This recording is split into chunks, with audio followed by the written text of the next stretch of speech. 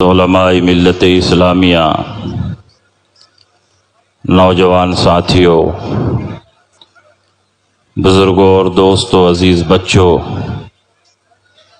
دور دراز سے میری آواز سننے والی ماؤں اور بہنوں، السلام علیکم ورحمۃ اللہ وبرکاتہ۔ وعلیکم السلام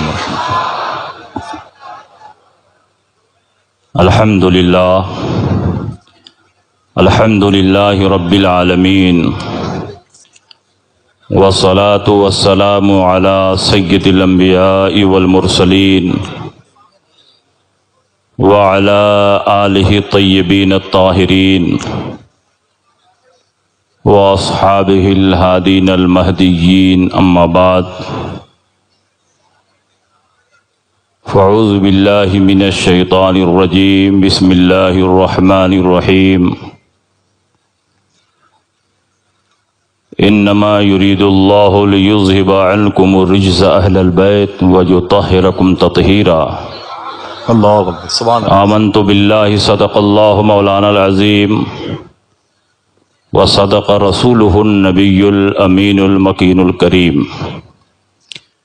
ونحن على ذلك لمن الشاہدین والشاکرین، والحمد للہ رب العالمین۔ کچھ کہنے اور سننے سے پیشتر آئیے ہم اور آپ مل جل کر انتہائی خلوص و محبت اور احترام و عقیدت کے ساتھ گنبد خضرا میں آرام فرمانے والے آقا و مولا، مدنی تاجدار، دونوں عالم کے مالک و مختار، صلی اللہ تعالی علیہ وسلم، سید ابرار و اخیار، والسلام علیکم، جناب احمد مجتبی محمد مصطفیٰ صلی اللہ علیہ وسلم کی بارگاہ میں جھوم جھوم کر درود شریف کا نذرانہ پیش کریں اور پڑھیں، اللہم صلی علی سیدنا و شفیعنا و حبیبنا و مولانا محمد وبارک وسلم، صلاۃ و سلاما علیک یا رسول اللہ صلی اللہ تعالی علیہ وسلم۔ حضرات، آج کا یہ عظیم الشان اجلاس جس میں ہم اور آپ حاضری کی سعادتیں حاصل کر رہے ہیں، پوری کامیابی کے ساتھ اپنی منزل کی طرف رواں دواں ہے۔ جس طرف نگاہ اٹھتی ہے انسانوں کا ہجوم سبحان اللہ، اللہ کا شکر، الحمدللہ، اور انسانوں کا سیل رواں نظر آ رہا ہے۔ ناگپور اور اس کے مضافات بلکہ ہندوستان کے مختلف گوشوں سے عاشقان تاج الاولیاء، محبان اہل بیت اور جانثاران مسلک اعلی حضرت سبحان اللہ، سبحان اللہ، اس کانفرنس میں شرکت کر رہے ہیں۔ اس بزم کے روح رواں، اس بزم کا دولہا، جس کے دم قدم سے سبحان اللہ، یہ ساری بہاریں ہیں، سبحان اللہ، سبحان اللہ، سبحان وہ حضور گلزار ملت اللہ، سبحان اللہ، ماشاء اللہ، حضرت علامہ شاہ گلزار میاں صاحب قبلہ اسماعیلی مدظ اللہ العالی ہیں۔ ماشاء اللہ، انہی کی کوششوں اور محنتوں سے یہ عظیم الشان پروگرام منعقد ہو رہا ہے۔ حضرت نے پورے ملک سے چنے ہوئے لوگوں کو منتخب فرمایا تاکہ ناگپور کی سرزمین پر حضور تاج الاولیاء کا پروگرام ایسا عظیم الشان پروگرام بنے سبحان اللہ، سبحان اللہ، کہ 100-200 سال تک لوگ اس پروگرام کو یاد کریں۔ سبحان اللہ، سبحان اللہ، انشاءاللہ، انشاءاللہ، حضور گلزار ملت سبحان اللہ، اس وقت پورے ملک میں مسلک اعلی حضرت کی ایسی مضبوط نمائندگی کر رہے ہیں کہ جس علاقے میں پہنچ جاتے ہیں صلح کلیت کا صفایا ہو جاتا ہے. ماشاء اللہ ماشاء اللہ. دشمنان صحابہ اور دشمنان اہل بیت کا ہاضمہ خراب ہو جاتا ہے. اس پروگرام کو کامیابی سے ہمکنار کرنے کے لیے حضور گلزار ملت نے جس نقیب کا انتخاب کیا ہے وہ نقیب مسلک اعلی حضرت ہے، حضرت مولانا آصف رضا سیفی مدد اللہ العالی. ایسی شاندار اناؤنسری کہ تقریر نہ بھی ہو تو صرف اناؤنسری سے پروگرام کامیاب ہو جائے. میں تو آصف بھائی کو بار بار کہتا ہوں کہ کیوں ہم لوگوں کو بلاتے ہیں، مدرسے کا ناغہ بھی ہو جاتا، آپ اکیلے کافی ہیں. یہ پروگرام ایک مقصد کے لیے منعقد کیا گیا ہے، سبحان اللہ سبحان اللہ. اور ہمارے جو علماء یہاں تقریر کے لیے آئیں گے وہ مقصد کی باتیں آپ کے سامنے پیش کریں گے. یہ سرکار تاج الاولیاء کا عرس ہے، عرس 100 سالہ ہے. انہوں نے پوری زندگی اللہ کی عبادت و ریاضت میں صرف کی. کشف و کرامت، تقوی و طہارت، عبادت و ریاضت کے اس بلند ترین مقام پر فائز تھے سبحان اللہ جہاں اللہ کی رحمتیں جھوم کر برستی ہیں. سبحان اللہ.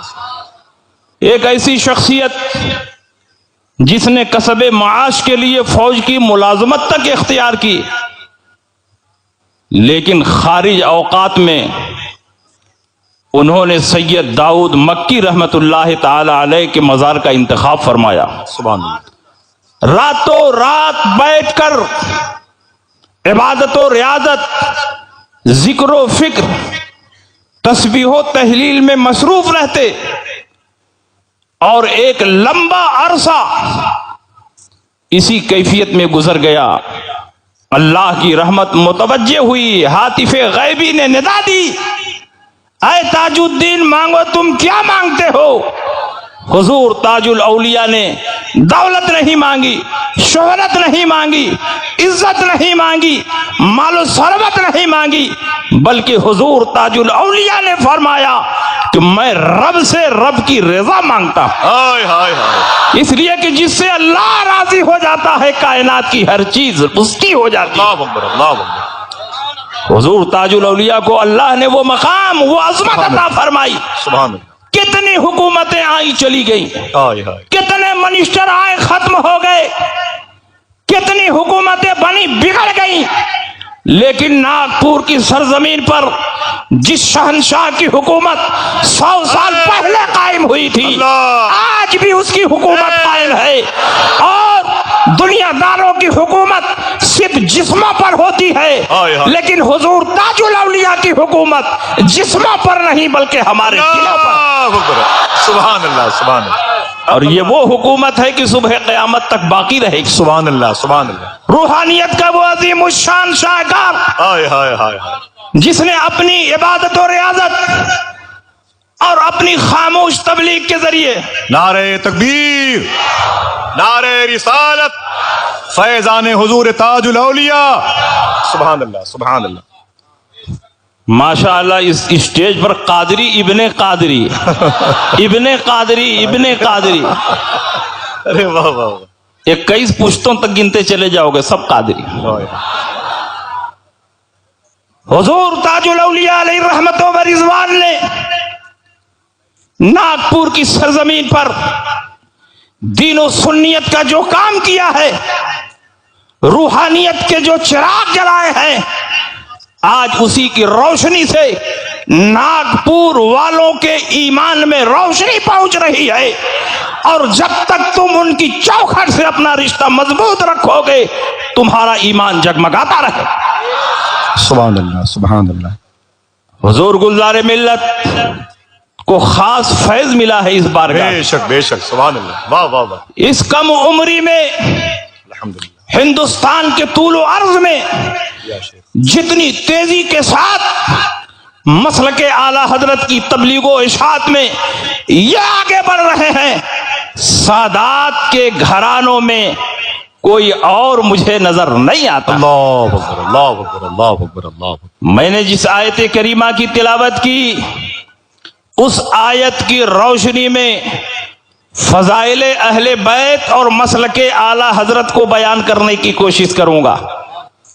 قرآن عظیم میں اللہ ارشاد فرماتا ہے انما یرید اللہ لیذھب عنکم الرجس اہل البیت ویطہرکم تطہیرا۔ اللہ تو یہی چاہتا ہے اے اہل بیت کہ تم سے ہر قسم کی گندگی کو دور فرما دے سبحان اللہ سبحان اور تمہیں خوب خوب پاک اور صاف کر دے۔ اس آیت کریمہ میں اہل بیت سے مراد پنجتن پاک ہے۔ ہم کسی چیز کا ارادہ کریں ضروری نہیں کہ وہ چیز ہو جائے، جی لیکن اللہ کسی چیز کا ارادہ کرتا ہے فوراً وہ چیز ہو جاتی ہے۔ انما امرہ اذا اراد شیئا ان یقول له کن فیکون۔ اللہ کی شان یہ ہے کہ جب وہ کسی چیز کا ارادہ فرماتا ہے تو صرف اتنا فرما دیتا ہے ہو جا، وہ چیز فوراً ہو جاتی ہے۔ سبحان اللہ سبحان تو ہمارا تو ایمان ہے کہ اللہ نے جب اہل بیت سے طہارت کا ارادہ فرما لیا ہے تو اہل بیت پاک اور صاف طیب و طاہر ہو گئے۔ بے شک بے شک۔ ایسے طیب و طاہر ہوئے کہ ان کے دامن تقدس پر جو داغ لگانے کی کوشش کرے گا خود اس کا چہرہ داغدار ہو جائے گا اور دنیا میں چہرہ دکھانے کے لائق نہیں رہے گا۔ اللہ نے ایسی عظمت عطا فرمائی ہے کہ کل بھی یہ طیب و طاہر تھے اور آج بھی طیب و طاہر ہیں اور ان کی نسل ہمیشہ طیب و طاہر رہے گی۔ بے شک سبحان اللہ۔ یاد رکھیے، مگر آج کل کچھ لوگ اہل بیت کے دامن کو داغدار کرنے کی کوشش کر رہے ہیں۔ ان کو معلوم ہے کہ اہل بیت سے مراد پنجتن پاک ہے۔ حضور علیہ السلام، حضرت علی، حضرت فاطمہ، حضرت امام حسن، حضرت امام حسین، اللہ رب العزت نے جن کی طہارت کا اعلان فرمایا ہو، جو ان کو داغدار کرنے کی کوشش کرے گا وہ خود داغدار ہو جائے گا، رسوا اور ذلیل ہوگا، اور اہل بیت کی عظمت کا پرچم کل بھی آسمان کی بلندیوں پر تھا اور آج بھی عرش کی بلندیوں پر ہے اور صبح قیامت تک ان کا پرچم اقبال بلند رہے گا۔ واہ واہ واہ۔ یہ کون لوگ ہیں جو آج حضرت امام حسین رضی اللہ تعالیٰ عنہ کی شان میں گستاخیاں کر رہے ہیں؟ اللہ اکبر۔ یہ کون ہے جو ان کے سفر کربلا کو سیاسی سفر بتا رہے ہیں؟ معاذ اللہ رب۔ یہ کون لوگ ہیں جنہوں نے کربلا میں ان کی دی ہوئی شہادت کو ایک سیاسی جنگ سے تعبیر کرتے ہیں؟ یہ کون گستاخ ہے جو کہتے ہیں حسین کربلا میں حصول اقتدار کے لیے گئے تھے؟ ارے حسین کو اقتدار کی کیا ضرورت؟ حسین تو پتھر کو ٹھوکر مار دیتے سونا بن جاتا، پہاڑ کی طرف اشارہ کر دیتے پہاڑ سونے کا ہو جاتا اور آپ کے ساتھ ساتھ چلتا تھا۔ حسین مال و دولت کا محتاج نہیں، دولت حسین کے خاندان سے دنیا میں تقسیم ہوتی۔ کربلا کی سرزمین پر ایک فریضہ پکار رہا تھا، اللہ اکبر اللہ اکبر۔ اسی فریضے کی ادائیگی کے لیے حسین کربلا کی سرزمین پر پہنچتے ہیں۔ واہ واہ واہ واہ۔ اگر امام پاک نے یزید جیسے ظالم و جابر کے ہاتھ پر بیعت کر لی ہوتی، نظام مصطفیٰ درہم برہم ہو جاتا، شریعت مصطفیٰ تباہ و برباد ہو جاتی۔ حسین نے کربلا پہنچ کر یہ فیصلہ کیا کہ یزید کے ہاتھ پر بیعت نہیں کی جائے گی بلکہ اپنی گردن دے کر نظام مصطفیٰ کی حفاظت کی۔ ہائے ہائے اللہ اکبر اللہ اکبر۔ اور تم کہتے ہو کہ حسین نے ایک منتخب خلیفہ کے خلاف علم بغاوت بلند کیا؟ تم کہتے ہو یزید کی خلافت تام ہو چکی تھی، تم کہتے ہو یزید جنتی ہے، تم کہتے ہو یزید امیر المومنین خلیفۃ المسلمین ہے، تم کہتے ہو یزید رضی اللہ تعالیٰ عنہ کا مصداق ہے، تم کہتے ہو یزید کے خلاف امام حسین کی لڑائی یہ بغاوت تھی، اور جو باغیوں کو سزا ملتی ہے وہی امام حسین کو سزا ملی۔ تم تاریخ کے ساتھ دھوکہ کر رہے ہو، سیرت کے ساتھ کھلواڑ کر رہے ہو۔ امام پاک رضی اللہ تعالیٰ عنہ کو غلط اور باطل ثابت کرنے کے لیے یہ فرقہ جو کل علی کی شان میں گستاخی کر رہا تھا آج حسین کی شان میں گستاخی کر رہا۔ اللہ اکبر، اللہ اکبر۔ یہ کون فرقہ ہے؟ یہ وہی فرقہ ہے جس کو کل خوارج کے نام سے جانا جاتا تھا ہائے ہائے، اور آج وہابی کے نام سے جانا جاتا ہے۔ اللہ اکبر، نام بدل گیا ہے ہائے ہائے، لیکن عقیدہ وہی ہے، نظریہ وہی ہے۔ ہائے ہائے، حضرت علی کرم اللہ تعالی وجہ الکریم سے حضرت امیر معاویہ کی لڑائی ہوئی صفین کے مقام پر، گھمسان کی لڑائی ہو رہی تھی، فتح و شکست کا فیصلہ نہیں ہو رہا تھا، لیکن جب حضرت امیر معاویہ نے محسوس کیا کہ کچھ دیر کے بعد میری فوجوں کے پاؤں کھڑ جائیں گے، شکست ہو جائے گی، ایک خاص حکمت عملی کی بنیاد پر حضرت امیر معاویہ نے اپنی فوج سے کہا تم لوگ نیزوں پر قرآن لپیٹ کر فضا میں بلند کرو اور کہو اے علی ہم اسی کتاب اللہ کی روشنی میں صلح کے لیے تیار ہیں۔ حضرت علی کرم اللہ تعالی وجہ الکریم خون ریزی نہیں چاہ رہے تھے، مسلمانوں میں اختلاف نہیں چاہ رہے تھے، آپ نے فوراً اپنی فوج کو پیچھے ہٹا لیا۔ حضرت امیر معاویہ نے اپنی فوج کو پیچھے ہٹا لیا۔ حضرت امیر معاویہ نے اپنی طرف سے صلح کی گفتگو کے لیے عمرو بن العاص کو آگے بڑھایا، اور حضرت علی کرم اللہ تعالی وجہ الکریم نے اپنی طرف سے صلح کی گفتگو کے لیے ابو موسیٰ اشعری کو حکم مقرر کیا۔ جیسے ہی آپ نے ابو موسیٰ اشعری کے حکم ہونے کا اعلان کیا، آپ ہی کی جماعت سے کچھ لوگ الگ ہو گئے اور کہا اے علی اب ہم آپ کا ساتھ نہیں دیں گے، اس لیے کہ آپ کافر و مشرک ہو گئے۔ حضرت علی نے کہا کیسے میں کافر و مشرک ہو گیا؟ تو انہوں نے قرآن کی ایک آیت پڑھی۔ قرآن میں اللہ فرماتا ہے ان الحکم الا للہ، حکم اور فیصلہ صرف اللہ کے لیے ہے، اور آپ نے غیر اللہ کو حکم مقرر کر دیا، اس لیے آپ کافر و مشرک ہو گئے، ہم آپ کا ساتھ نہیں دیں گے۔ حضرت علی کوئی معمولی مولوی نہیں تھے کہ آیت پڑھ کر کوئی ان کو چکما دے دیتا، وہ مولوی نہیں تھے، مولا تھے، وہ باب العلم تھے، داماد پیغمبر تھے، شیر خدا تھے، فاتح خیبر تھے۔ ان کے سینے پر ہاتھ رکھ کر نبی نے فرمایا تھا اللہم اہد قلبہ، اے اللہ علی کے سینے کو روشن فرما۔ تو اللہ نے علی کے سینے کو اتنا روشن فرما دیا کہ علی کا سینہ علم نبی کا مدینہ بن گیا۔ نعرہ حیدری، نعرہ حیدری، نعرہ حیدری، واہ واہ واہ واہ واہ واہ واہ واہ۔ حضرت علی کو کوئی چکما نہیں دے سکتا، مولوی نہیں مولا تھے، واہ واہ، اس لیے کہ مولوی مدرسے میں پڑھتا ہائے ہے ہائے ہائے ہائے، واہ واہ اور مولا درسگاہ مصطفیٰ میں پڑھتا ہے، واہ واہ، بارگاہ مصطفیٰ میں ان کی تربیت ہوئی تھی، مولوی نہیں مولا تھے، واہ واہ نگاہ مصطفیٰ نے حضرت علی کو علوم و معارف کا دریا پلایا تھا، مبارک ہو ماشاء اللہ۔ اس لیے علی کو چکما دینا کوئی آسان نہیں تھا۔ ہو گئی تقریر، واہ واہ واہ واہ، سبحان اللہ سبحان اللہ، حضرت علی کی ذہانت و فطانت کو اگر میں بیان کروں اللہ سلامت رکھے، تو رات ختم ہو جائے گی، میٹر نہیں ختم ہوگا۔ واہ واہ واہ واہ، حضور اجازت ہو تو ایک بات پیش کر جی دوں۔ کرم کرم فرمائیں۔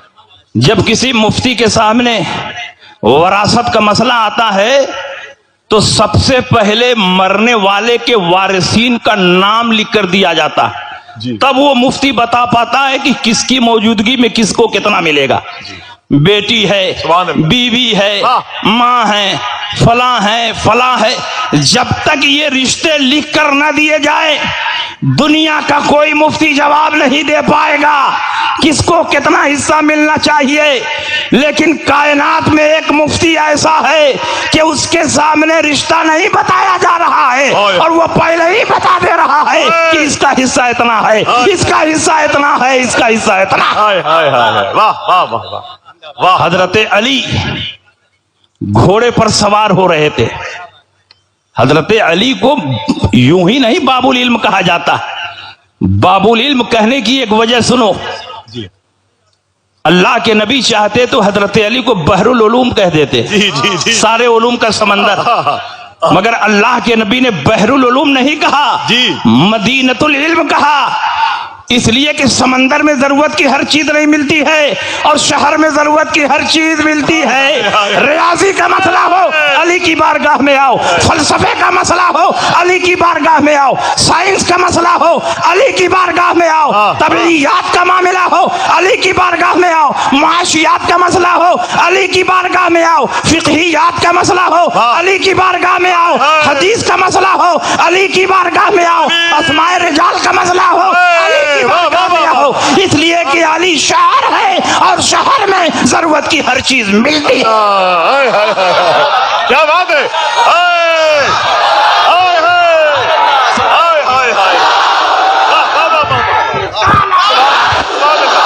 مبارک ہو میاں حضور،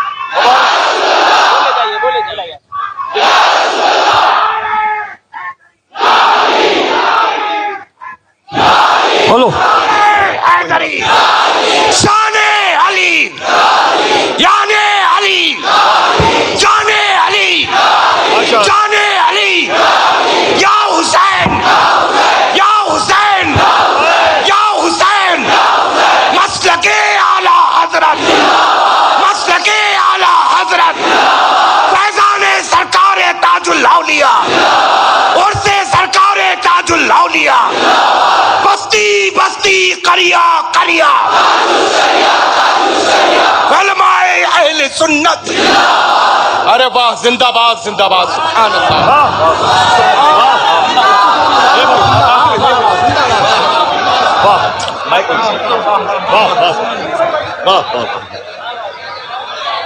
بیٹھ جائیے۔ سبحان اللہ۔ کبھی حضرت علی کے علم پر تقریر کرانا ہو تو اکیلے بلا لینا 2.5-3 گھنٹہ، کم سے کم حضرت علی کے اس طرح کے جو نکات ہیں وہ آپ کے سامنے پیش کر دوں گا۔ سبحان اللہ، سبحان اللہ۔ ایک مثال سنیے، شاید آپ کے لیے نہیں ہو۔ حضرت علی گھوڑے پر سوار ہو رہے ہیں، ایک پاؤں رکاب میں رکھ چکے ہیں اور دوسرا پاؤں رکاب میں رکھنے والے ہیں۔ اتنے میں ایک عورت دوڑتی ہوئی آئی، امیر المومنین میرے ساتھ انصاف کیا جائے، میرے ساتھ بڑا ظلم ہوا ہے، بڑی زیادتی ہوئی ہے۔ اللہ اکبر۔ امیر المومنین نے فرمایا بتاؤ کیا ہوا ہے؟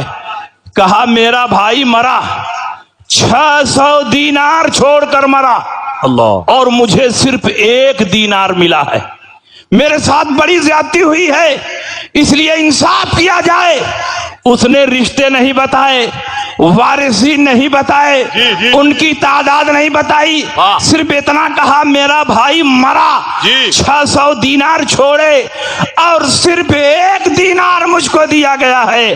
حضرت علی نے خود رشتے بتا دیے۔ اللہ۔ حضرت علی نے فرمایا لگتا ہے تیرا بھائی مرا تو ماں چھوڑ کر مرا، ایک بیوی چھوڑ کر مرا، چند بیٹیاں چھوڑ کر مرا، 12 بھائی چھوڑ کر مرے اور ایک بہن تجھے چھوڑ کر مرا۔ کہا امیر المومنین کیا آپ کو میرے گھر کے بارے میں علم ہے؟ کیا میرے بھائی کے رشتہ داروں اور وارثین کے بارے میں جانکاری ہے؟ مولا علی نے کہا مجھے تیرے بھائی کے وارثین کے بارے میں جانکاری نہیں ہے، لیکن تجھے 1 دینار ملا، اسی طرح کے وارثین رہیں گے تبھی تجھے 1 دینار ملے گا۔ اس نے کہا حضور ذرا اس کا کچھ خلاصہ بھی بیان فرما دیں۔ اب مولا علی کی ذہانت دیکھو، باب العلم کا علم دیکھو۔ حضرت علی فرماتے ہیں کہ تیرا بھائی 600 دینار چھوڑ کر مرا اور تیرے بھائی نے وارثین میں 1 ماں چھوڑا، 1 بیوی چھوڑا اور چند بیٹیاں چھوڑی اور 12 بھائی چھوڑے اور تجھ جیسی 1 بہن چھوڑا۔ سنو، جب بیٹیوں کی موجودگی میں بیوی آتی ہے تو اس کا 8واں حصہ ہوتا ہے، ماں کا 6واں حصہ ہوتا ہے، اور 1 سے زیادہ بیٹیاں ہوتی ہیں تو ان کو 2/3 ملتا ہے، ثلثان ملتا ہے۔ تو اگر بیٹیوں کا تم حصہ نکالو تو 600 میں سے 2/3 400 ہوئے، یہ بیٹیوں کو مل گئے۔ ماں کا 6واں حصہ نکالو تو 600 میں میں چھٹا حصہ 100 دینار ہوا، وہ ماں کو مل گیا، 500 دینار تقسیم ہو گئے، بیوی کا 8واں حصہ ہوتا ہے تو 600 میں سے 8واں حصہ نکالو گے تو 75 دینار ہوئے، وہ بیوی کو مل گئے۔ اب 575 تقسیم ہو گئے، صرف 25 دینار بچے ہیں۔ تیرے 12 بھائی ہیں اور ہر بھائی کو بہن کے مقابلے میں ڈبل ملتا ہے، تو 24 حصے تیرے بھائی کو ملے، 1 دینار بچا، وہی تیرا حصہ ہے، تیرے ساتھ کوئی ظلم نہیں ہوا۔ اللہ اکبر، اللہ اکبر، اللہ اکبر۔ دنیا میں ایک بھی مفتی ایسا بتا دو کہ اس کے سامنے وارثین نہ لکھا جائے اور وہ حصہ بتا دے، یہ خصوصیت مولا کائنات کی ہے۔ سبحان اللہ۔ یا علی، یا علی، زندہ باد۔ حضرت علی نے فرمایا کیسے میں کافر و مشرک ہو گیا؟ خارجیوں نے کہا قرآن میں اللہ فرماتا ہے ان الحکم الا للہ، حکم اور فیصلہ تو صرف اللہ کے لیے ہے، آپ نے غیر اللہ کو حکم مان لیا، غیر اللہ کو حکم ماننے کی وجہ سے کافر و مشرک ہو گئے۔ حضرت علی نے برجستہ فرمایا کہ میں نے ایک حکم مقرر کیا تو تم مجھ کو مشرک کہتے ہو، اور قرآن میں میاں بیوی میں جھگڑا ہو جائے تو ایک حکم شوہر کی طرف سے اور ایک حکم بیوی کی طرف سے مقرر کرنے کا حکم دیا ہے۔ وَإِنْ خِفْتُمْ شِقَاقَ بَيْنِهِمَا فَبَعْثُوا حَكَمًا مِّنْ أَهْلِهِ وَحَكَمًا مِّنْ أَهْلِهَا إِن يُرِيدَا إِصْلَاحًا يُوَفِّقِ اللَّهُ بَيْنَهُمَا۔ اگر میاں بیوی میں اختلاف ہو جائے تو ایک حکم شوہر کی طرف سے ایک حکم بیوی کی طرف سے مقرر کرو، اگر اصلاح کا ارادہ ہے تو اللہ ان کے دلوں کو جوڑ دے گا۔ ہائے ہائے ہائے، واہ واہ، پتا چلا کہ آیت صحیح پڑھی اور معنی غلط نکالا۔ اللہ۔ اسی لیے حضرت علی نے فرمایا کلمۃ حق ارید بها الباطل، آیت صحیح پڑھی گئی اور معنی غلط نکالا گیا۔ یہی حال ان وہابیوں کا ہے، آیت صحیح پڑھتے ہیں اور معنی غلط نکالتے ہیں۔ قرآن عظیم میں جہاں علم غیب کے ثبوت کی آیتیں ہیں ان کو یہ گول کر جاتے ہیں، اور جہاں علم ذاتی کی نفی کی گئی ہے بار بار ان آیتوں کو دہراتے ہیں۔ قل لا یعلم من فی السماوات والارض الغیب الا اللہ، اے نبی آپ اعلان فرما دیں کہ زمین و آسمان میں کوئی غیب نہیں جانتا سوائے اللہ کے۔ وعندہ مفاتیح الغیب لا یعلمها الا هو، اللہ ہی کے پاس غیب کی کنجیاں ہیں اور غیب کوئی نہیں جانتا سوائے اللہ کے۔ ان آیات نفی کو بار بار پڑھتے ہیں، لیکن جن آیتوں میں اللہ کے چنے ہوئے رسولوں کے علم غیب کو بیان کیا گیا ہے ان آیتوں کو زبان پر نہیں لاتے۔ کیا اسی قرآن میں اللہ نے نہیں فرمایا وما کان اللہ لیطلعکم علی الغیب ولکن اللہ یجتبی من رسلہ من یشاء؟ اللہ کی شان یہ نہیں ہے کہ اپنے غیب پر کسی کو مطلع فرمائے، لیکن جن رسولوں کو چن لیتا ہے ان کو غیب پر مطلع فرماتا ہے۔ عالم الغیب فلا یظہر علی غیبہ احدا الا من ارتضی من رسول، غیب کا جاننے والا خدا اپنے غیب پر کسی کو مطلع نہیں فرماتا، لیکن جن رسولوں سے راضی ہوتا ہے ان کو غیب پر مطلع فرما دیتا ہے۔ واہ واہ، سبحان اللہ۔ اس دور میں خارجیوں نے حضرت علی کی شان میں گستاخی کی، اور آج کے دور میں انہی خارجیوں کی ناجائز اولادیں وہابی حضرت امام حسین اور اہل بیت کی شان میں گستاخیاں کر رہے ہیں، اور ان کی گستاخی اور جرات تو اتنی بڑھ گئی ہے کہ یہ یزید کو جنتی ثابت کرنے کے لیے بخاری شریف کی حدیث بھی پیش کرنے لگے۔ اللہ، یہ کہتے ہیں بخاری شریف میں ہے اول جیش من امتی یغزون مدینہ قیصر مغفور لہم، میری امت کا سب سے پہلا لشکر جو مدینہ قیصر پر حملہ کرے گا وہ بخشا ہوا ہے، جنتی ہے۔ یہ کہتے ہیں مدینہ قیصر سے مراد قسطنطنیہ ہے، اور اس پر سب سے پہلا حملہ یزید نے کیا، اس لیے یزید بخشا ہوا ہے، جنتی ہے، یزید کو برا بلا نہیں کرنا چاہیے۔ یہ سوچتے ہیں کہ یزید کو جب جنتی ثابت کر دیں گے تو امام حسین کا غلط اور باطل ہونا خود ہی ثابت ہو جائے گا، معاذ اللہ۔ لیکن تم یزید کو جنتی ثابت کرتے کرتے خود جہنم میں پہنچ جاؤ گے، واہ واہ۔ لیکن یزید کا جنتی ہونا ثابت نہیں ہو سکتا ہے۔ بلا شبہ اللہ کے نبی نے یہ حدیث ارشاد فرمائی ہے، لیکن اس بشارت نبوی کا مستحق یزید پلید نہیں ہے۔ اللہ۔ اس حدیث میں مدینہ قیصر فرمایا گیا، مدینہ قیصر کا ترجمہ दुनिया की किसी भी डिक्शनरी में कुस्तुनतुनिया नहीं है। मदीना कैसर का माना है कैसर रूम के शहरों में से कोई भी शहर जिस पर सबसे पहले जो हमला करेगा वो बख्शा हुआ है, जन्नती है। तारीख उठाकर देख लो, सन 8 हिजरी में हुजूर अलैहिस्सलाम के जमाने में जंगे मूता हुई, और मूता कैसर रूम के शहरों में से एक शहर है, इसलिए वो सहाबा मुराद हो सकते हैं जिन्होंने जंगे मूता की लड़ाई में शिरकत की।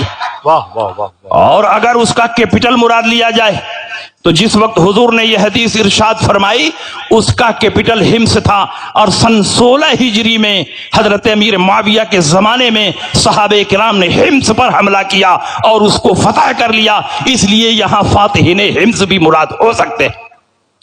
लेकिन किसी को जिद हो कि नहीं मदीना कैसर से मुराद कुस्तुनतुनिया ही है जिसको आज के दौर में इस्तांबुल कहते हैं, तो अगरचे किसी जिद का कोई इलाज नहीं, लेकिन ये इमाम हुसैन की जिंदा करामत है कि इस जिद का इलाज मौजूद है। वाह वाह वाह वाह वाह। अल्लाह के नबी ने इस हदीस में यह शर्त रख दी, अव्वलु जैश मिन उम्मती, मेरी उम्मत का सबसे पहला लश्कर जो कुस्तुनतुनिया पर हमला करेगा वो जन्नती है। और यजीद पलीद ने सबसे पहले हमला नहीं किया, बल्कि यजीद के हमले से पहले 4 मरतबा कुस्तुनतुनिया पर हमला हो चुका है।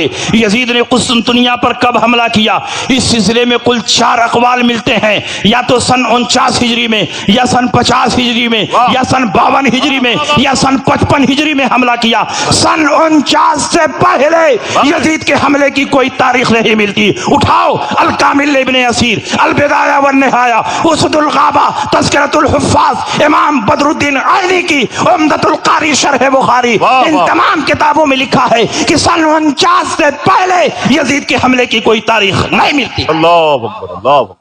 जबकि सन 43 में, सन 32 में खुद हजरत अमीर मुआविया ने कुस्तुनतुनिया पर हमला किया। सन 43 और 44 में बिस्र इब्ने अबी अरतात ने कुस्तुनतुनिया पर हमला किया, और सन 46 में हजरत अब्दुर्रहमान इब्ने खालिद इब्ने वलीद ने कुस्तुनतुनिया पर हमला किया। इसलिए यजीद पलीद इस बशारत नबवी का मुस्तहिक नहीं है, मुस्तहिक वो सहाबा हैं जिन्होंने सबसे पहले कुस्तुनतुनिया पर हमला किया। वाह वाह वाह। और याद रखिए, मुहद्दिसीन की आदत है कि कहीं हदीस को मुख्तसरन बयान करते हैं और कहीं हदीस को तफसील के साथ बयान करते हैं। जी माशाअल्लाह। इसका मतलब यह नहीं कि वो 2 हदीस है, वो एक ही हदीस है।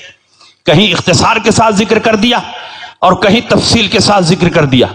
बुखारी शरीफ में मुतअद्दिद जगहों पर यह हदीस मौजूद है, किताबुल जिहाद में यह हदीस मौजूद है, किताब ताबीर रुया में यह हदीस मौजूद है, किताबुल इस्तिज़ान में यह हदीस मौजूद है, सिहाह सित्ता की तकरीबन तमाम किताबों में यह हदीस मौजूद है। जो तफसीली हदीस है उसको सुनो, हदीस का मफहूम वाज़े हो जाएगा। हजरत अनस इब्ने मालिक की खाला हैं उम्मे हराम बिन्त मलहान, हजरत उम्मे हराम हजरत उम्मे सुलैम की बहन है। उबादा इब्ने सामित अंसारी रजी अल्लाह ताला अन्हो की ज़ौजा मोहतरमा हैं और हुजूर की चहीती सहाबियां हैं कि नबी अकरम सल्लल्लाहु अलैहि वसल्लम उनके घर पर अक्सर व बेशतर तशरीफ ले जाते थे। सुभान अल्लाह। और जब सरकार तशरीफ ले जाते तो हजरत उम्मे हराम के पास जो कुछ खाने पीने की चीज होती बड़ी मोहब्बत के साथ नबी की बारगाह में पेश करती। हुजूर अलैहिस्सलाम उसे तनाउल फरमाते। एक दिन अल्लाह के नबी उम्मे हराम के घर तशरीफ ले गए। हजरत उम्मे हराम ने जो कुछ हाजिर था नबी की बारगाह में पेश किया। अल्लाह के नबी ने तनाउल फरमा लिया। उसके बाद हजरत उम्मे हराम की मोहब्बत देखो, नबी के बालों में जुएं तलाश करने लगी। नबी के बालों में जुएं नहीं थी, ये उनकी मोहब्बत थी कि जुल्फे मुअम्मर में अपनी उंगलियां घुमाने लगी, जुएं तलाश करने लगी। हुजूर अलैहिस्सलाम की आंख लग गई। कुछ देर के बाद अल्लाह के नबी बेदार हुए, तबस्सुम फरमा रहे हैं, मुस्कुरा रहे हैं। उम्मे हराम ने पूछा, या रसूल अल्लाह तबस्सुम फरमाने की वजह क्या है? तो अल्लाह के नबी ने फरमाया, अभी अभी मेरी आंख लग गई और ख्वाब में मुझे दिखाया गया कि कुछ मुजाहिदीन फी सबीलिल्लाह हैं जो इस सब समंदर में ऐसे ही सवार हैं जैसे बादशाह तख्त पर सवार है, और उनके लिए जन्नत वाजिब हो गई। उन्होंने कहा, या रसूल अल्लाह, मेरे लिए दुआ फरमा दें कि उस गिरोह में मेरा भी नाम शामिल हो जाए। नबी अकरम ने यह नहीं फरमाया कि मुझे दुनिया में शफाअत का इख्तियार नहीं, जन्नत में भेजने का इख्तियार नहीं, बल्कि नबी ने अपनी शफाअत का पावर और इख्तियार जाहिर करते हुए इरशाद फरमाया, जाओ उन लोगों में तुम्हारा भी नाम मैंने शामिल कर दिया। अल्लाह अकबर, अल्लाह अकबर। फिर सरकार के बालों में जुएं तलाश करने लगी, नबी की आंख लग गई। कुछ देर के बाद सरकार बेदार हुए, तबस्सुम फरमा रहे। उम्मे हराम पूछती है, या रसूल अल्लाह, अब तबस्सुम फरमाने की वजह क्या है? अल्लाह के नबी ने फरमाया कि अभी अभी मेरी आंख लग गई, ख्वाब में मुझे दिखाया गया कि कुछ गाजी फी सबीलिल्लाह हैं जो इस सब समंदर में ऐसे ही सवार हैं जैसे बादशाह तख्त पर सवार होता है, और उन्होंने भी अपने ऊपर जन्नत को वाजिब कर लिया। उम्मे हराम ने कहा, या रसूल अल्लाह, मेरे लिए दुआ फरमा दें कि इस दूसरे गिरोह में भी मेरा नाम शामिल हो जाए। नबी का गैब देखो, अल्लाह के नबी फरमाते हैं, तू पहले गिरोह में शामिल है, दूसरे गिरोह में शामिल नहीं है। तारीख उठाकर देखो, सन 32 हिजरी में जब उबादा इब्ने सामित अंसारी रजी अल्लाह ताला अन्हु ने समंदर के रास्ते से कुस्तुनतुनिया पर हमला किया, तो उस लश्कर में अपने शौहर के साथ उम्मे हराम भी मौजूद थी। समंदर पार करने के बाद घोड़े पर सवार हो रही थी, घोड़े से गिर गई, गर्दन मुड़ गई और वहीं पर उनका इंतकाल हो गया। अल्लाह की राह में शहादत पाई, इसीलिए आपको शहीदतुन बहरिया कहते हैं। अल्लाह के नबी ने फरमाया, तू पहले गिरोह में शामिल है, दूसरे गिरोह में शामिल नहीं है। सब 43 में और 44 में जब बिस्र इब्ने अबी अरतात ने इसी समंदर के रास्ते से कुस्तुनतुनिया पर हमला किया, तो दूसरे गिरोह में उम्मे हराम शामिल नहीं थी, क्योंकि सन 32 में उनका इंतकाल हो गया था। इस हदीस को सामने रखने के बाद मुहद्दिसीन ने फरमाया, बशारत नबवी का मुस्तहिक वो होगा जो कुस्तुनतुनिया पर हमला करे, सबसे पहले हमला करे और समंदर के रास्ते से जाकर हमला करे। तारीख उठाकर देख लो, यजीद पलीद ने कुस्तुनतुनिया पर हमला जरूर किया है, लेकिन सबसे पहले हमला नहीं किया और समंदर के रास्ते से जाकर हमला नहीं किया, खुश्की के रास्ते से जाकर हमला किया। दो शर्तें उसमें पाई नहीं जा रही है, इसलिए यजीद पलीद जन्नती नहीं, जन्नती वो सहाबा हैं जिन्होंने समंदर के रास्ते से सबसे पहले कुस्तुनतुनिया पर हमला किया। वाह वाह वाह वाह वाह वाह। अगर तुम्हारी नजर में यजीद जन्नती है, हाय हाय।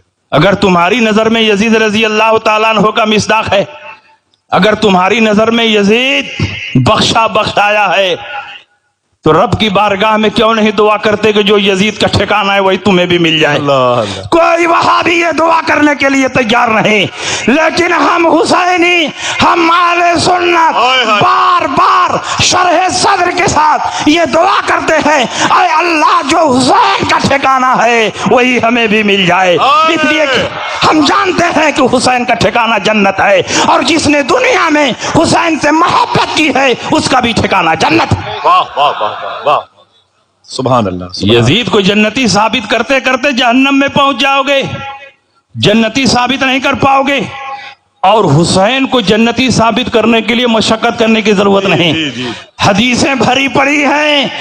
अल्लाह के नबी ने मजमे आम में इरशाद फरमाया, अल हसन वल हुसैन सैयदा शबाबे अल जन्ना, हसन और हुसैन जन्नती जवानों के सरदार हैं। अल्लाह के नबी ने इरशाद फरमाया, मन सर्रहु अन यंजुरा इला सैयद शबाबे अल जन्ना फलयंजुर इला हाजा, जिसको ये बात पसंद हो कि जन्नती जवानों के सरदार को देखे, वो मेरे बेटे हुसैन को देखे। हुसैन जन्नती हैं, हसन जन्नती हैं, हजरत अली जन्नती हैं, अशरा मुबशरा में से है। اور حضرت خاتون جنت سیدت و نساء اہل الجنہ ہیں. تم کہتے ہو نبی نے حدیث میں ارشاد فرمایا یا فاطمہ تو لا اغنی عنک من اللہ من شیء، اے میری بیٹی فاطمہ میں تم کو اللہ کے عذاب سے نہیں بچا پاؤں گا. تو جب نبی اپنی بیٹی کو اللہ کے عذاب سے نہیں بچا پائیں گے تو تم کو کیا بچائیں گے؟ تم لوگ حدیث پڑھتے نہیں ہو، حدیث کی کتابیں پھاڑتے ہو، تم مدرسوں میں پڑھنے نہیں بھاڑ جھونکنے گئے ہو. جب تک حدیث کے بیک گراؤنڈ کو، شان نزول کو، اس کے تناظر کو سامنے نہیں رکھا جائے گا حدیث کا صحیح مفہوم سامنے نہیں آ سکتا. اللہ کے نبی نے کب فرمایا تھا کہ اے میری بیٹی فاطمہ میں تم کو اللہ کے عذاب سے نہیں بچاؤں گا؟ جب اللہ کے نبی نے کلمہ توحید کا اعلان کیا، اسلام کی تبلیغ کا آغاز فرمایا.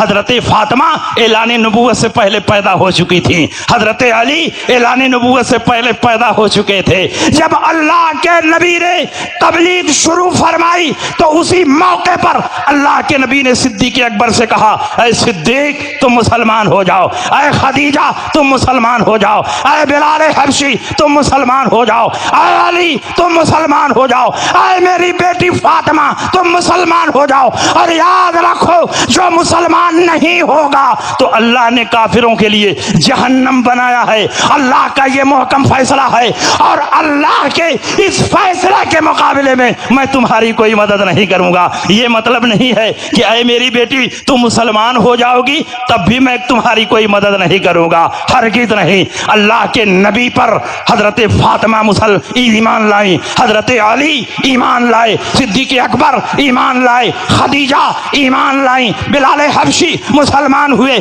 تو اللہ کے نبی نے اپنی بیٹی فاطمہ کی عظمت شان کو بیان کرتے ہوئے ارشاد فرمایا انما فاطمہ تو سیدۃ نساء اہل الجنہ، فاطمہ جنتی عورتوں کی سردار ہے. اور اللہ کے نبی نے ان کی شان کا اعلان کرتے ہوئے ارشاد فرمایا میری بیٹی کی شان یہ ہوگی کہ جب میری بیٹی پل صراط سے گزرے گی اہل معاشر کو ندا دی جائے گی یا اہل المعاشر نکسوا رؤوسکم وغضوا ابصارکم فإن فاطمة بنت محمد تمر مع 70,000 من الحور العین. اے اہل معاشر اپنی اپنی گردنیں جھکا لو، اپنی اپنی نگاہیں بند کر لو، کیونکہ نبی کی بیٹی فاطمہ الزہرا 70,000 حوروں کے ساتھ پل صراط سے گزرنے والی ہے. اللہ اکبر اللہ اکبر اللہ اکبر. بتاؤ نبی کا پورا خاندان جنتی.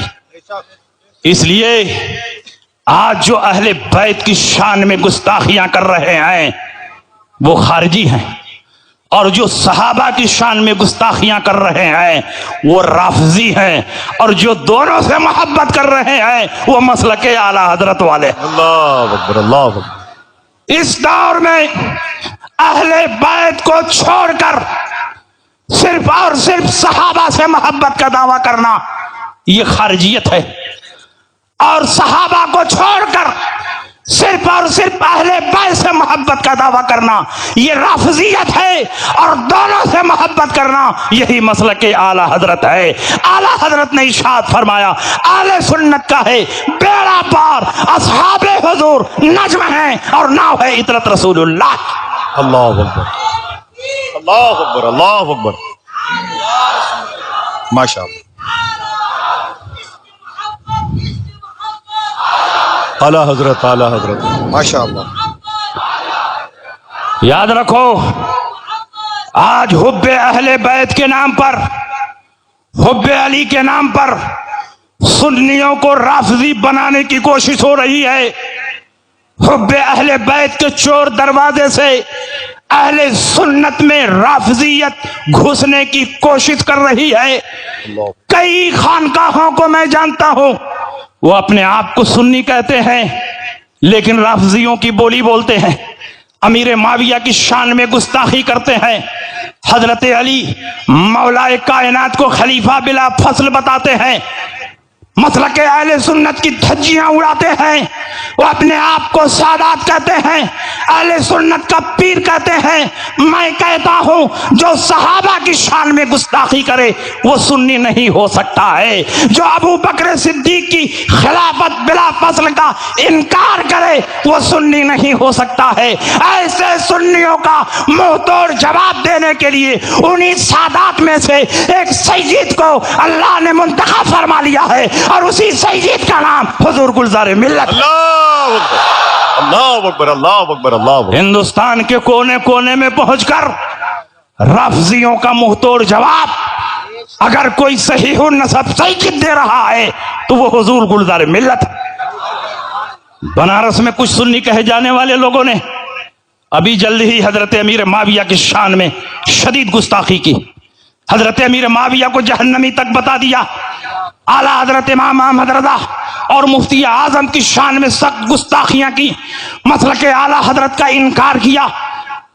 وہاں حضور گلزار ملت کے مریدین بھاری تعداد میں موجود ہیں، اس تقریر کو سننے کے بعد بے چین و بے قرار ہو گئے، اور انہوں نے ایک جوابی جلسہ رکھا اور حضور گلزار ملت کی صدارت رکھی اور میری خطابت رکھی۔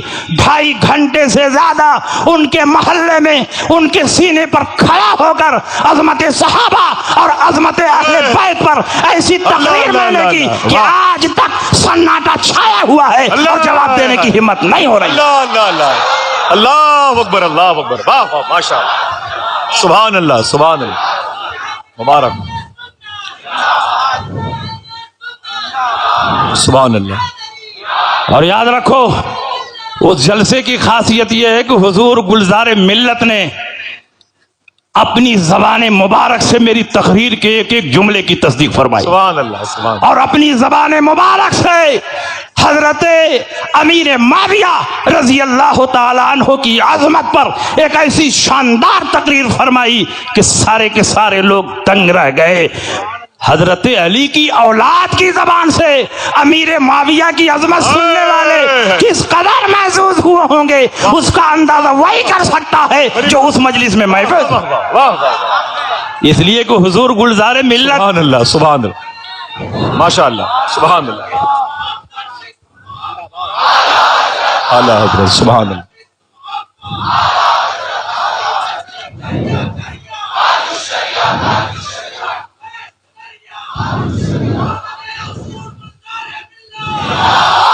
اور یاد رکھیے جو حب علی کے نام پر حضرت امیر معاویہ کی شان میں گستاخی کر رہے ہیں وہ حقیقت میں محب اہل بیت اور محب علی بھی نہیں ہے، کیونکہ حضرت علی یا ان کے خاندان کے کسی فرد نے حضرت امیر معاویہ کی شان میں گستاخی نہیں کی۔ حضرت علی کی تاریخ اٹھا کر پڑھ لو، امام حسن مجتبیٰ کی تاریخ اٹھا کر پڑھو، امام حسین کی تاریخ اٹھا کر پڑھ لو، حضرت امام زین العابدین کی تاریخ اٹھا کر پڑھو، حضرت امام باقر امام جعفر صادق کی تاریخ اٹھا کر پڑھ لو۔ ان اہل بیت اطہار نے حضرت امیر معاویہ کی شان میں گستاخی نہیں کی جو اس دور میں حضرت امیر معاویہ کی شان میں گستاخی کر رہا ہے اور اپنے آپ کو محب اہل بیت بتا رہا ہے، وہ حقیقت میں محب اہل بیت نہیں بلکہ دشمن اہل بیت۔ اللہ اکبر اللہ اکبر۔ جب حضرت علی نے حضرت صدیق اکبر کی خلافت کو تسلیم کر لیا تو جو سچا علی والا ہوگا وہ حضرت ابو بکر صدیق کی خلافت کا سبحان اللہ سبحان اللہ، کیا مبارک اور مسعود گفتگو ہو رہی ہے۔ ایک ایک لفظ آپ کے ذہن کے نہا خانوں میں اتر رہا ہے، بڑی خاموشی کے ساتھ خلیفہ حضور سرکار گلزار ملت و خلیفہ سرکار حضور تاج الشریعہ علامہ شاہ مفتی اختر حسین علیمی شاہ صاحب قبلہ اور اولاد سرکار غوث اعظم حضور شاہ مخدوم گرامی حضرت الشاہ سید اصغر میاں شاہ صاحب قبلہ کشمیر کی آمد ہوئی ہے۔ میں جشن 100 سالہ کے موقع پر ناگپور شریف کی اس مبارک مجلس میں منتظمین کو بہت بہت مبارکباد پیش کرتا ہوں۔ بیٹھ جائیے بیٹھ جائیے، 2-3 باتیں اور جلدی جلدی سن لیجئے، ٹائم بہت کم ہے اور خطبہ کی تعداد زیادہ ہے۔ میں چاہتا ہوں کہ اس وقت کا جو سب سے زیادہ الجھا ہوا مسئلہ ہے उस पर थोड़ी देर गुफ्तगू कर दी जाए। माशाअल्लाह। हजरत अब्दुल्ला इब्न मुबारक रजी अल्लाह ताला अन्हु, जो अपने दौर के अमीरुल मोमिनीन फिल हदीस हैं, इमाम बुखारी और इमाम मुस्लिम के भी उस्ताद हैं, लाखों लाख हदीसों के हाफिज हैं, उनसे पूछा गया कि हजरत उमर बिन अब्दुल अजीज अफजल हैं या हजरत अमीर मुआविया अफजल हैं। अल्लाह। उस वक्त तो आला हजरत मौजूद नहीं थे, वाह वाह वाह। उस वक्त तो आला हजरत के मुरीदीन और शागिर्द मौजूद नहीं थे। अब्दुल्ला इब्न मुबारक आला हजरत के मुरीद और शागिर्द नहीं हैं, बल्कि इमाम बुखारी और इमाम मुस्लिम और उन जैसे सैकड़ों मुहद्दिसीन के इमाम। क्या बात है। उनसे पूछा गया उमर बिन अब्दुल अजीज अफजल हैं कि अमीर मुआविया, और हजरत उमर बिन अब्दुल अजीज अगरचे सहाबी नहीं हैं, जी जी। लेकिन उनको अपने दौर का इमामुल हुदा कहा जाता है। हजरत खिज्र उनकी मुलाकात के लिए तशरीफ लाते थे। अल्लाह अल्लाह अल्लाह। हजरत अमीरुल मोमिनीन उमर बिन अब्दुल अजीज अपने दौर में इल्मे हदीस की तदवीन में जो नुमाया कारनामा अंजाम दे रहे हैं, वो आबे ज़र से लिखने के काबिल है। वाह वाह। उन्होंने फरमाया कि तुम पूछते हो उमर बिन अब्दुल अजीज अफजल है कि अमीर मुआविया अफजल है। सुनो, गुबारुन दखला फी अनफे फरस मुआवियता हीन गज़ा फी रिकाब रसूलिल्लाह सल्लल्लाहु अलैहि वसल्लम अफजल मिन कज़ा उमर बिन अब्दुल अजीज।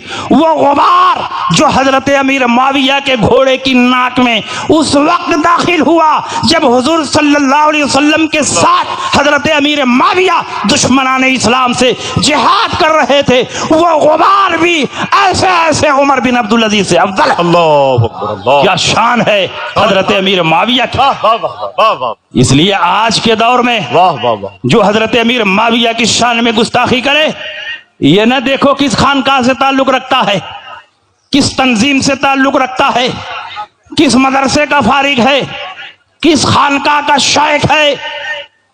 हजरत अल्लामा नसीमुर रियाज में शहाबुद्दीन खफ्फाजी रहमतुल्लाह अलैह ने ऐसे लोगों की पहचान लिख दी है। वमन यकुन यतआनु फी मुआवियता फज़ाका कल्बुम मिन कलाबिल हाविया। जो हजरत अमीर मुआविया की शान में गुस्ताखी करे, वो जहन्नम के कुत्तों में से एक कुत्ता है। नागपुर की सरजमीन पर जब देखो कि कोई अमीर मुआविया की शान में गुस्ताखी कर रहा है, फौरन पहचान लो कि ये जहन्नम के कुत्तों में से एक कुत्ता। हक है हक है हक है। वाह वाह। क्या बनारस की सरजमीन पर माशाअल्लाह।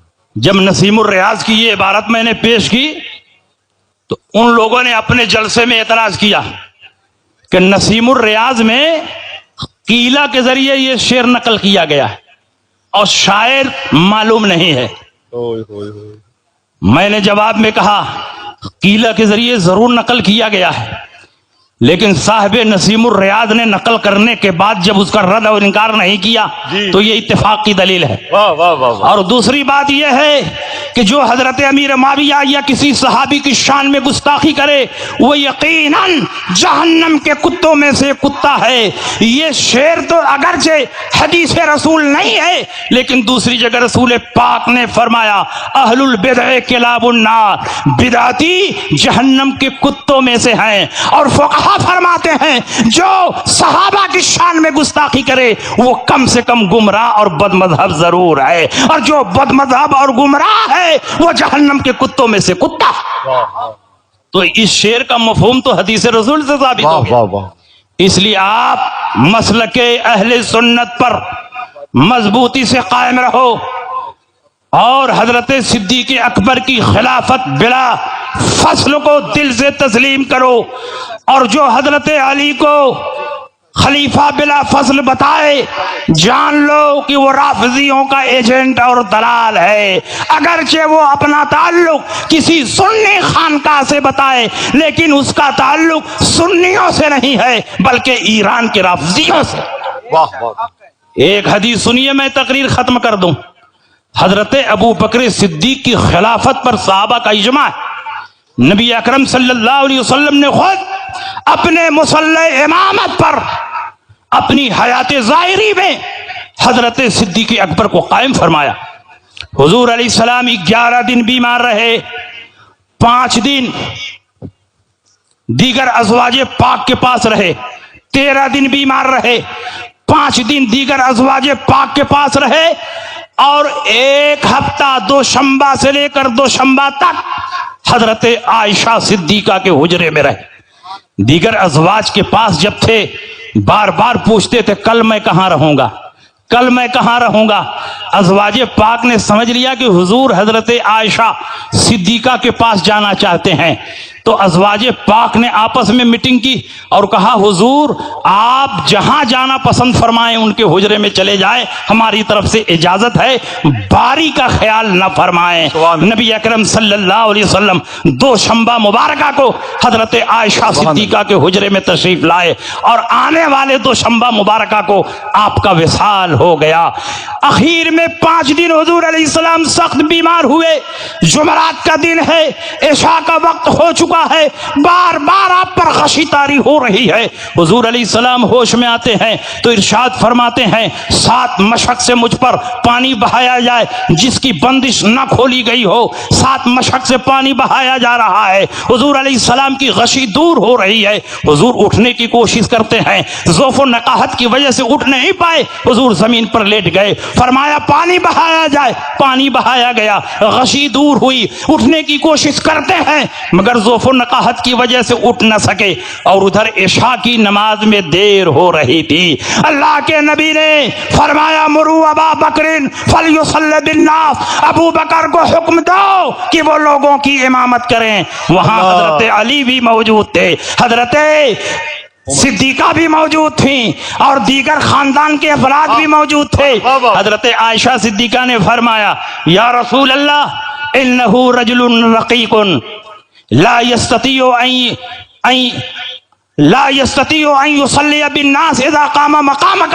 یا رسول اللہ ابو بکر صدیق بہت رقیق القلب ہیں، نرم دل ہیں، جب آپ کی جگہ پر کھڑا ہوں گے تو وہ لوگوں کی امامت نہیں کر پائیں گے، اس لیے آپ عمر کو حکم دیں کہ وہ لوگوں کی نماز پڑھا دیں۔ حضور نے فرمایا مرو ابا بکر فلیصلی بالناس، ابو بکر کو حکم دو لوگوں کی نماز پڑھائیں۔ حضرت عائشہ نے کہا وہ بہت نرم دل ہیں، آپ کی جگہ پر کھڑے ہوں گے، قرات پر قدرت نہیں ہوگی، وہ نماز نہیں پڑھائیں گے، ابو بکر کو نہیں عمر کو حکم دیں وہ لوگوں کی نماز پڑھائیں۔ حضور نے جلال میں فرمایا مری ابا بکر فلیصلی بالناس فإنکن لصواحب یوسف، ابو بکر کو حکم دو وہ لوگوں کی نماز پڑھائیں، تم لوگ یوسف کی سہیلیوں میں سے معلوم ہوتی ہو کہ اپنی بات پر ڈٹی ہوئی ہو اور میری بات پر عمل کرنے کے لیے تیار نہیں۔ اللہ اکبر، اللہ اکبر۔ حضرت عائشہ صدیقہ فرماتی ہیں کہ اس لیے میں بار بار یہ کہہ رہی تھی کہ حضور کے ظاہری احوال بتا رہے تھے کہ چند دن کے مہمان ہیں، حضور دنیا سے رخصت ہونے والے ہیں۔ اگر میرے باپ مصلی پر کھڑے ہوں اور حضور کا وصال ہو جائے تو لوگ کہیں گے ابو بکر منحوس ہیں، نبی کے مصلی پر آئے اور نبی کا وصال ہو گیا۔ اس لیے حضرت عائشہ بہانے بنا رہی ہیں، یا رسول اللہ وہ رقیق القلب ہیں، نرم دل ہیں، کسی اور کو حکم دیں کہ وہ لوگوں کی نماز پڑھا دے۔ لیکن یہاں مسئلہ صرف نماز پڑھانے کا نہیں ہے، بلکہ اللہ کے نبی اپنی زندگی میں یہ اشارہ فرمانا چاہتے ہیں کہ آج جو میرے مصلی پر کھڑا ہو کر صحابہ کی امامت کرے گا، کل وہی پوری ملت اسلامیہ کا خلیفہ ہوگا۔ اللہ اکبر، اللہ اکبر۔ حضرت عائشہ فرماتی ہیں اگر یہ نقطہ مجھ کو معلوم ہوتا تو میں اصرار نہیں کرتی۔ اب حضرت علی کی روایت سنو جو اپنے آپ کو محب اہل بیت کہتے ہیں۔ حضرت علی فرماتے ہیں میں وہاں پر موجود تھا، میں بیمار نہیں تھا، صحت مند تھا، غائب نہیں تھا، وہاں موجود تھا۔ اگر حضور چاہتے تو مجھے بھی بھیج سکتے تھے، لیکن اصرار اور شدت کے ساتھ حضور علیہ السلام نے صدیق اکبر کو اپنے مصلی پر کھڑا کر کے دنیا والوں کو یہ پیغام دیا کہ انبیاء اور مرسلین کے بعد جو سب سے افضل ہوگا وہی خلافت کا مستحق ہوگا، اور سب سے افضل ابو بکر صدیق ہیں، اس لیے خلافت کے وہی مستحق ہیں۔ حضرت علی خود آپ کی افضلیت کو تسلیم کر رہے ہیں۔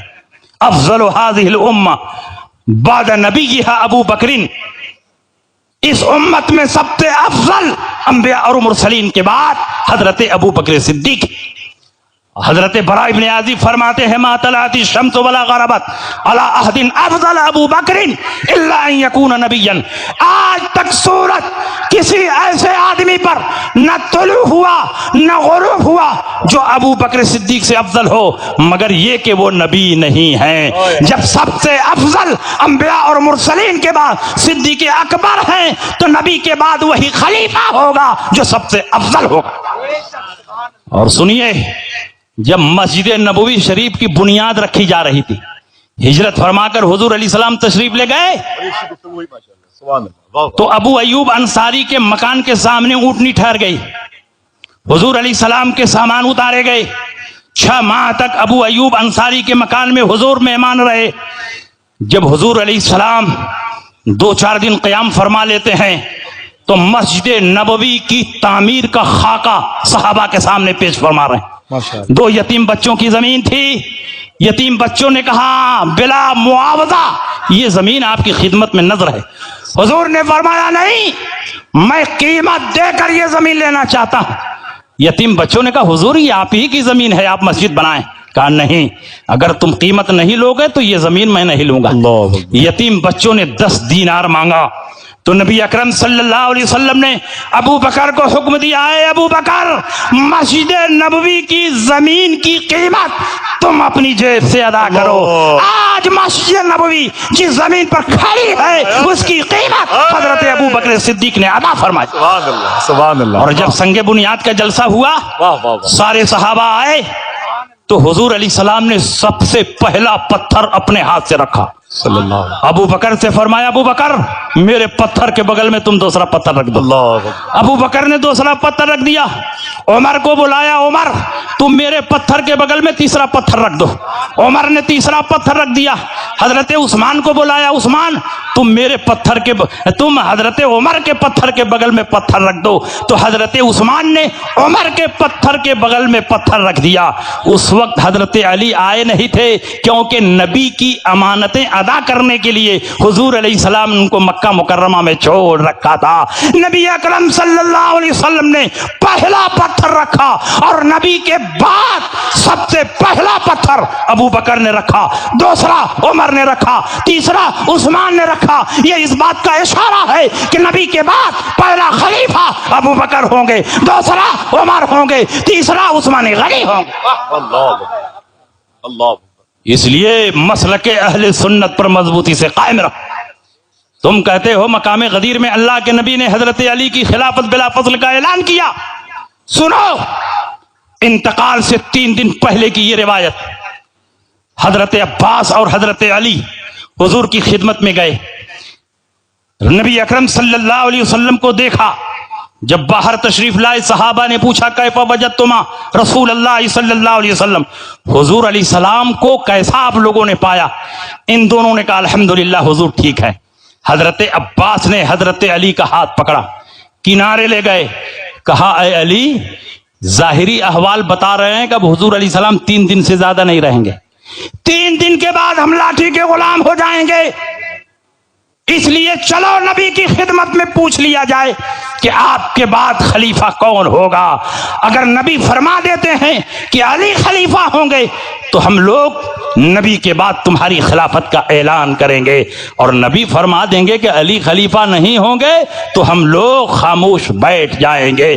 حضرت علی نے فرمایا چچا جان میں نہیں جاؤں گا، اس لیے کہ اگر نبی نے فرما دیا کہ میرے بعد تم خلیفہ نہیں ہوگے تو مسلمان کبھی مجھ کو خلیفہ نہیں بنائیں گے، اس لیے میں نہیں جاؤں گا. میں پوچھنا یہ چاہتا ہوں کہ اگر مقام غدیر میں اللہ کے نبی نے حضرت علی کی خلافت بلا فضل کا اعلان کیا تھا تو عباس کو معلوم ہونا چاہیے، حضرت علی کو معلوم ہونا چاہیے. نبی سے پوچھنے کی کیا ضرورت پیش آ رہی ہے؟ حضرت علی کو یہ جواب دینا چاہیے کہ مقام غدیر میں میری خلافت کا اعلان ہو چکا ہے، اور نبی کے صحابہ ایسا کبھی نہیں کریں گے کہ میری خلافت کو غصب کر لیں. لیکن ان حضرات نے یہ جواب نہیں دیا، بلکہ حضرت علی نے یہ جواب دیا میں نہیں پوچھوں گا. اگر نبی نے فرما دیا کہ میرے بعد تم خلیفہ نہیں ہوگے تو پھر مسلمان کبھی مجھ کو خلیفہ نہیں بنائیں گے. یہ اس بات کی دلیل ہے کہ مقام غدیر میں اللہ کے نبی نے حضرت علی کی خلافت کا اعلان نہیں کیا تھا، علی کی محبت کا اعلان کیا تھا. من کنت مولا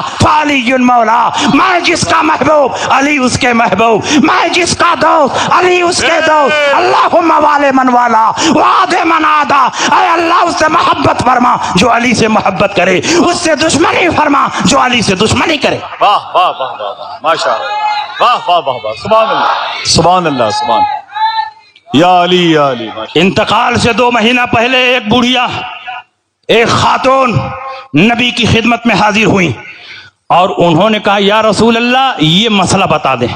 نبی نے مسئلہ بتا دیا، وہ خاتون چلی گئیں۔ دوبارہ وہ بوڑھی خاتون آئی، کہا یا رسول اللہ یہ مسئلہ بتا دیں۔ حضور نے بتا دیا۔ جاتے وقت انہوں نے پوچھا یا رسول اللہ پھر میں آؤں، آپ کو نہ پاؤں تو کس کے پاس جاؤں؟ نبی اکرم صلی اللہ علیہ وسلم نے فرمایا پھر آؤ اور مجھ کو نہ پاؤ تو ابو بکر صدیق کے پاس چلی جانا۔ یہ اس بات کی دلیل ہے کہ جو کام میں کر رہا ہوں میرے بعد ابو بکر صدیق کریں گے، کیونکہ انبیاء اور مرسلین کے بعد سب سے افضل ابو بکر صدیق ہیں، اور خلافت کی ترتیب وہی ہے جو افضلیت کی ترتیب ہے۔ باتیں بہت ہے کہنے کے لیے، لیکن وقت کی قلت کا احساس کرتے ہوئے میں آپ کے درمیان سے رخصت ہو رہا ہوں۔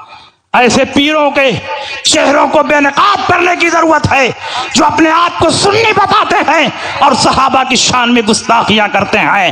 ایسے پیروں کی بیعت کو توڑنے کی ضرورت ہے جو کسی بھی صحابی کی شان میں گستاخی کرے وہ پیر نہیں ہے، وہ مسخرہ شیطان ہے۔ اس کا سلسلہ نہ دیکھو، اس کی خانقاہ نہ دیکھو، اس کا نسب نہ دیکھو، اس کا مدرسہ نہ دیکھو، اس کی بلڈنگ نہ دیکھو۔ اللہ نے ایسے نام نہاد پیروں کا منہ توڑ جواب دینے کے لیے انہی سادات میں سے ایک عظیم شخصیت کا انتخاب فرمایا ہے، اور وہ ہے حضور گلزار ملت۔ اللہ اکبر اللہ اکبر۔ اس لیے میں انہی باتوں کے ساتھ آپ کے درمیان سے رخصت ہو رہا ہوں۔ خالد کبھی ہاتھوں میں علم لیتے ہیں، طارق کبھی موجوں پہ قدم لیتے ہیں، ہر دور میں اٹھتے ہیں یزیدی فتنے، ہر دور میں شبیر جنم لیتے ہیں۔ وآخر دعوانا ان الحمدللہ رب العالمین وما علینا الا البلاغ۔ السلام علیکم۔